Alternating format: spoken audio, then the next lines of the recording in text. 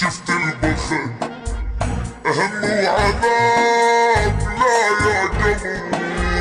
بيعمل جروح وضعي صعب حضن الوجع وبروحي صار وش قد اصيح ما حد سمع اتمنى اقول ما عندي حب